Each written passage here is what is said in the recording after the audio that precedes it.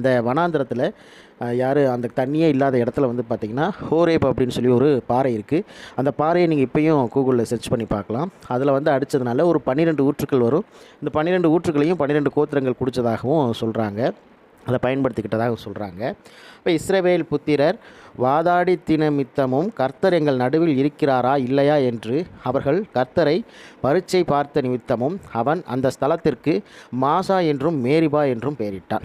இப்போ நான் சொன்னேனே, அங்கே வந்து ஷியாம் குண்டு ராதா குண்டு, அதாவது குளம் அப்படின்றது தான் குண்டுன்றாங்க ஹிந்தியில்.